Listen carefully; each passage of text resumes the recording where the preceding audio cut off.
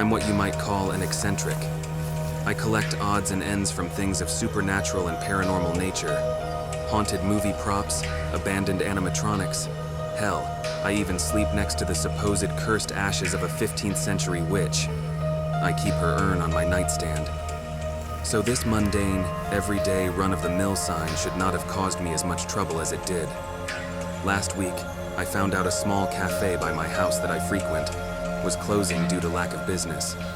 I asked if I could keep their open sign as a sort of memorabilia, and the owner agreed.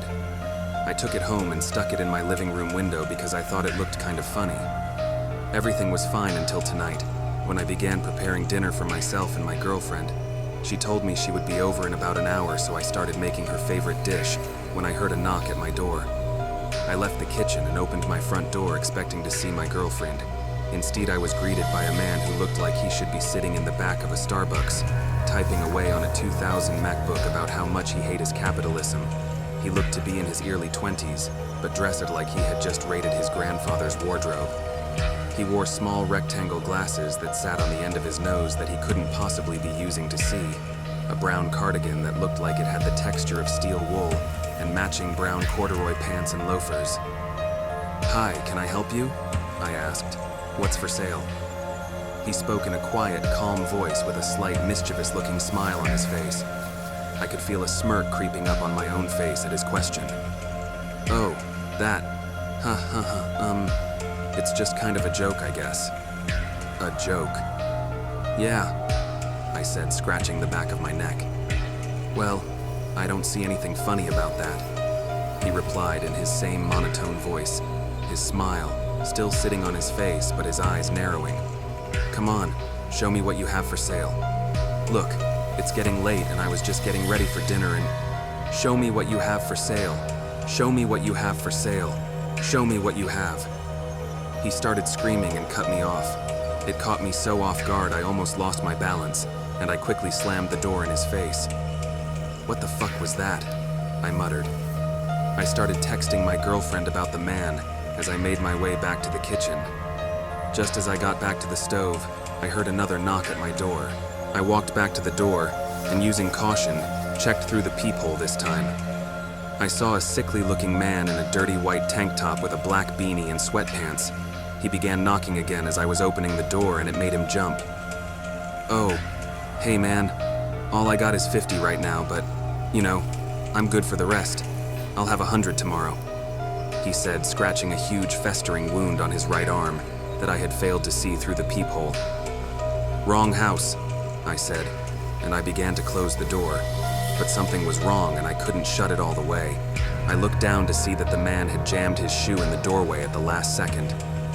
No, come on man, I see your sign," he said, raising his voice. "I don't know what kind of drugs you're on, but I don't have any..."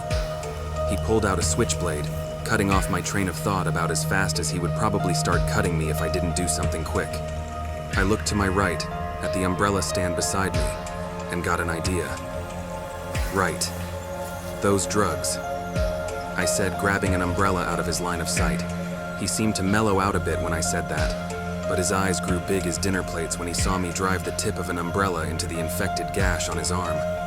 I saw green and yellow pus escaping from the now deeper hole, as well as maggots and other disgusting bugs that spilled out over my porch. He actually tried to pick some back up and cram them into his arm, in between howls of pain. I slammed the door in his face and locked it. I walked back to the kitchen to turn the stove off before I accidentally burned the house down, and was about to call the police when I heard yet another knock at the door. I looked through the peephole again to see an old couple. They looked to be in their 80s. Gingerly, I opened the door. Hello?" I asked. "Hello, son. We're here for eternal salvation." "Excuse me?" I said, opening the door up a bit more to get a better look at the couple. They looked like they were dressed for a big event, maybe a wedding or an award show of some kind. "Yes, son. The priest told me on my deathbed to search for the opening to heaven, and by God's graces, here we are." I blinked twice. "Are you telling me you two are dead?" "Passing on," the old man corrected. "Now, if you will just step aside so we may have a word with St. Peter I slammed the door in their faces. This was way too much. Could these people really be dead? That could explain some of the weirdness, but no. I heard the elderly couple howling outside, and I peeked out from behind the living room curtain to get a better look. A few more people had gathered at my doorstep and were howling now too. "Let us in! Open the gates! Let us in! Open the gates!" they chanted. This has been going on for a few hours now. I even ripped the damn sign down and chucked it out my second-floor window into the ever-growing crowd that now stretched down the block. It was starting to look like Woodstock for the dead out there or something. I tried calling the police, but I was only met with the operator telling me to open the fucking gates. I tried calling my girlfriend too, she answered, but told me to look by my neighbor's blue car. To my horror, I saw her out there among the dead, chanting along with a huge grin on her face. The voices are swimming around inside my head now, and I can't get them out. I don't know what to do. I've been an atheist my whole life, so I don't have a clue about anything God-related going on here.